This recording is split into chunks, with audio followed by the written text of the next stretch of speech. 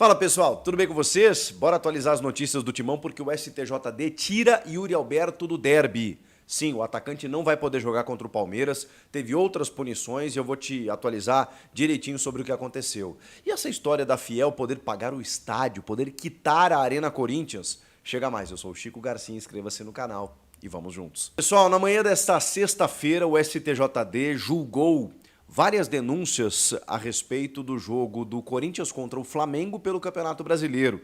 Ocorrido lá no dia 1º de setembro, aniversário do clube, o Corinthians ganhou aquele jogo, mas acabou tendo uma confusão generalizada no final, Yuri Alberto expulso, Carlos Alcaraz do Flamengo, o próprio zagueiro Kaká, confusão com o Emiliano Dias, Fabinho Soldado, Gandulas, uma confusão. E o julgamento aconteceu apenas nesta sexta-feira.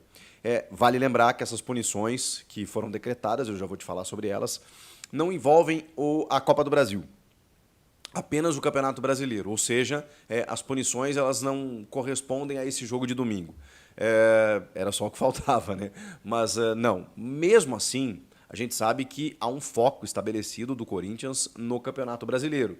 E claro que o risco era muito grande de, por exemplo, você perder um ou outro jogador por muito tempo numa reta final super decisiva e com jogos que talvez sejam até mais importantes do que os da Copa do Brasil. Enfim, o fato é que o STJD julgou e puniu da seguinte maneira. O Alcaraz do Flamengo pegou 4 jogos de suspensão. Ele se envolveu ali na polêmica com o Yuri Alberto. E queria dizer para vocês que, assim, honestamente, o departamento jurídico do Corinthians foi muito bem, porque ele conseguiu aplicar uma pena de apenas 2 jogos para o Yuri. O pontapé que o Yuri dá no Alcaraz e faz com que o Alcaraz tenha 4 jogos de suspensão e o Yuri apenas 2, foi uma medida interessante assim, do departamento jurídico do Corinthians. Eu não imaginava que o Yuri fosse pegar uma pena tão branda. Inclusive, no artigo que ele foi denunciado, a punição era de 4 a 12 jogos. Então eu imaginava algo pior. 2 jogos é aquela coisa. Ele já cumpriu pela suspensão automática. Teoricamente, ele teria só mais um jogo a cumprir, que seria justamente contra o Cuiabá e retornaria no clássico contra o Palmeiras no derby. Porém, ele tomou o 3º cartão amarelo diante do Atlético Paranaense, o que indica que ele vai ter que cumprir mais 2 jogos. Ele pegou 2 de punição, ele já cumpriu 1, só que com o 3º cartão amarelo que ele tomou contra o Furacão, ele tem que cumprir mais 1. E mais 1 que ele tem a cumprir pelo STJD, 2 jogos ele fica fora. Cuiabá e Palmeiras. Então o Yuri Alberto, grande desfalque, por esses 2 jogos ele vai ter que se ausentar. Cuiabá e também o clássico contra o Palmeiras, que acontece na Neoquímica Arena. Felizmente, no Brasileiro, o Memphis Depay pelo menos pode jogar, né? Então aí você tem Thales Magno, Romero, hoje o Corinthians tem um elenco. É claro que o Yuri é o artilheiro do time na temporada, tá jogando muita bola, vai fazer falta, mas tem opções. Digamos assim, dos males o menor. O zagueiro Kaká pegou 2 jogos de suspensão. Ele segurou o pescoço do Alcaraz e pegou a mesma punição do Yuri. Por isso que eu estou falando, a punição do Yuri ela não foi tão grave quanto eu imaginava. O Kaká pegou 2 jogos, esse sim, já cumpriu 1, cumpre mais 1 contra o Cuiabá. Esse está fora contra o Cuiabá, mas volta contra o Palmeiras, tá bem? O Emiliano pegou um jogo de suspensão, e isso não interfere nada dentro do time, do jogo. E o Fabinho Soldado, por ofensas na súmula, consideraram ofensas, né? Ele dizer que o Ramon Abate-Abel pica muito o jogo, trava muito o jogo, enfim. Ele pegou 15 dias de suspensão, que foi a pena mínima, né? Ele poderia pegar até 180, pegou 15 jogos de suspensão, vai ficar 2 semanas aí sem frequentar o estádio no dia do jogo, aquela coisa toda, sem poder dar entrevistas. Não vai fazer muita diferença. Outros 2 gandulas acabaram suspensos também com 20 dias de suspensão e ainda teve algumas multas aí pecuniárias, né, de dinheiro nesse julgamento do STJD. O que mais, acho que mais importa, né, é a punição do Yuri, que somada ao 3º cartão vai fazer com que ele se ausente mais 2 jogos, e a do Kaká também, 2 jogos, já cumpriu 1 apenas contra o Cuiabá, ele está fora.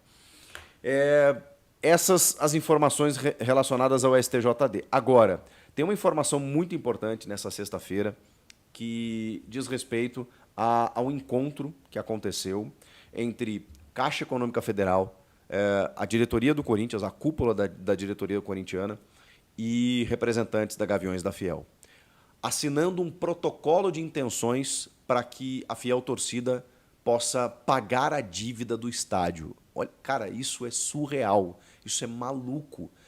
E eu vejo pelo aspecto positivo, sim.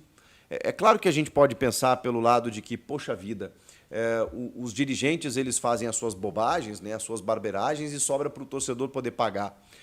Mas eu vou ver pelo outro lado, sim, porque essa relação do Corinthians com a Neoquímica Arena é uma relação já construída.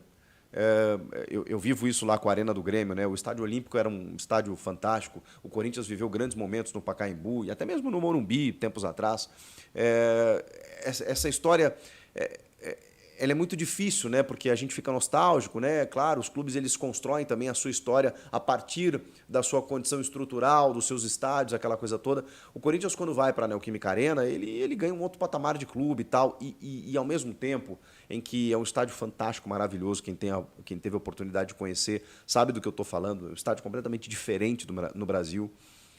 E até pela sinergia, né, que sempre houve, né, na Fazendinha, no Pacaembu, no Morumbi, qualquer lugar, da torcida com o time. A Neoquímica Arena tem uma acústica, tem uma presença, tem uma supremacia, tem uma conexão, é muito forte, cara, é muito forte. Então essa relação ela já existe, ela está construída, não adianta você demolir o estádio e dizer, não, agora eu não quero mais.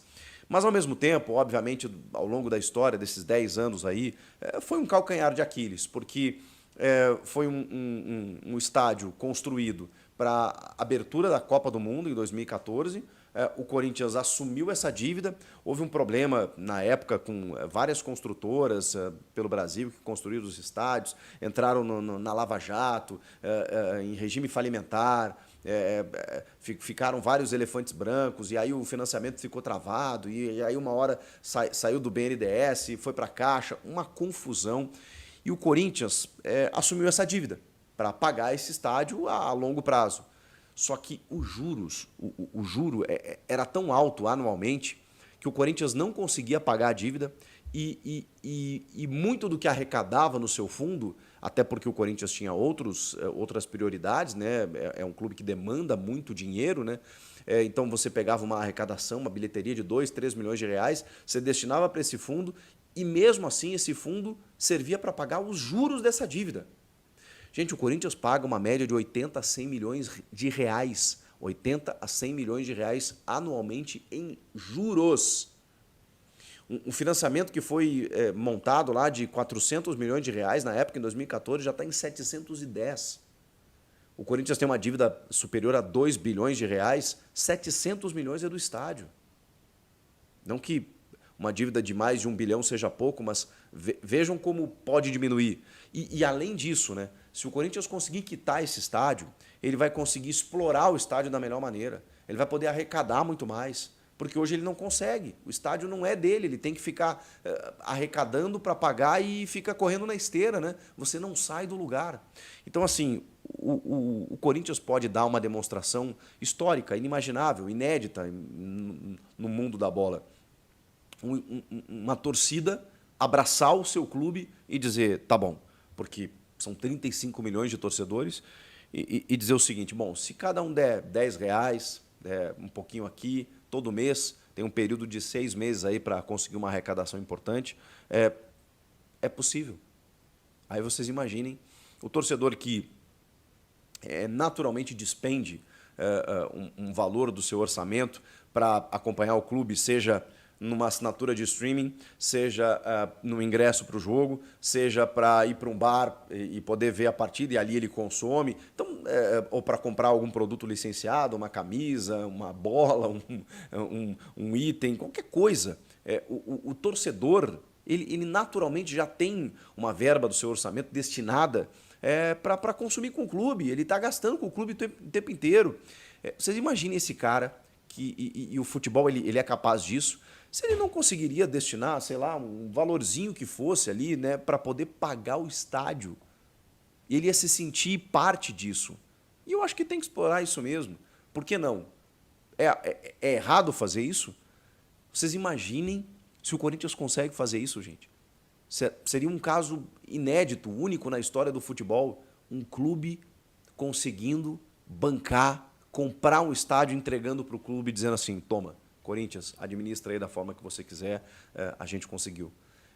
E é claro que o Corinthians vai se envolver nesse processo, não tocando nesse dinheiro, né, por esse protocolo de intenções, mas também incentivando o torcedor a doar. Daqui a pouco com alguma recompensa, com alguma vantagem, com algum tipo de incentivo, né? Ó, você que doar, daqui a pouco você participa de algum sorteio para frequentar algum camarote ou para ter acesso a alguns jogos, a um tour gratuito e tudo mais. O clube vai se envolver nesse tipo de divulgação e divulgação do tal do Pix, que muita gente quer saber.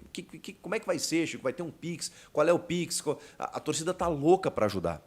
Então, esse protocolo de intenções ele foi assinado com representantes da Caixa, Gaviões da Fiel, também o presidente Augusto Melo estava presente, né? O diretor jurídico Vinícius Cascone, o presidente da Caixa, o Carlos Antônio Vieira Fernandes, e o Alexandre Padilha, ministro-chefe da Secretaria de Relações Institucionais da Presidência da República. Tudo isso para que o Corinthians consiga, na primeira quinzena de novembro, destinar um Pix que vai receber toda essa verba, todo esse valor. Claro que vai ter uma preocupação com golpistas, né? Isso é muito comum. Daqui a pouco os caras vão mudar uma letrinha, um número lá e vão começar a divulgar em páginas. O torcedor daqui a pouco pode ser enganado, destinar um Pix para um valor que não é o fim ideal, o objetivo ideal. Então, tudo isso tem que ser muito bem formulado, cuidado, divulgado, mas o primeiro passo foi dado nessa assinatura que rolou e, com isso, o torcedor do Corinthians vai poder doar. A expectativa é que, com 35 milhões de torcedores, haja uma arrecadação, num período de 6 meses, de 500 a 700 milhões de reais. Você acha impossível? Eu não duvido da Fiel. Eu acho que, inclusive, esse número vai bater um recorde antes mesmo dos 6 meses. De novo, poxa, uma dívida que não foi feita pelo povo, não foi feita pela torcida. Por que a torcida agora tem que arcar? A torcida não tem que arcar, mas a gente está diante de um impasse, de uma bola de neve em que o clube não consegue resolver. E o torcedor, ele sabe que se isso for resolvido, primeiro, mexe com uma autoestima do próprio torcedor, que vai poder bater de frente com outros torcedores, rivais, e dizer, não, esse estádio é nosso, inclusive, nós ajudamos a conquistar. Tá? Esse é o primeiro ponto. Segundo, a partir daí, o clube vai conseguir resolver esse pepino, esse problema, esse espinho, né, que está atravessado na garganta, para poder arrecadar mais dinheiro e, obviamente, investir no futebol, ter times mais competitivos e, enfim, ter mais tranquilidade, mais austeridade financeira, mais saúde financeira, vai abater a dívida e poder trabalhar com uma perspectiva muito melhor em termos de montagem de elenco. É tudo que o torcedor mais quer. Então, eu de verdade, eu não problematizo isso. Eu não vejo problema. É claro que o ideal seria você construir um estádio com recursos próprios desde o início, participar de um financiamento, não depender de investidor, mundo ideal. Isso não aconteceu, já tem 10 anos, e se o Corinthians não resolver a partir de agora, vão ser mais 10 anos. Eu acho uma iniciativa extremamente fantástica, de algo que talvez, não vou dizer que só o Corinthians poderia fazer isso, mas se tem um clube que pode fazer isso é o Corinthians, que tem uma torcida gigantesca e apaixonada.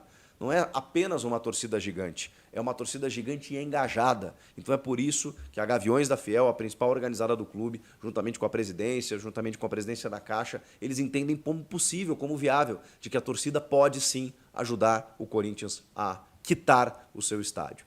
Meu Deus, seria uma grande vitória e uma vitória que passaria pela razão de ser do clube, que é justamente o seu torcedor. O que vocês acham disso tudo? Quero ouvi-los. E quanto você vai doar? Estou na expectativa aqui. Comenta aqui, inscreva-se no canal e eu volto.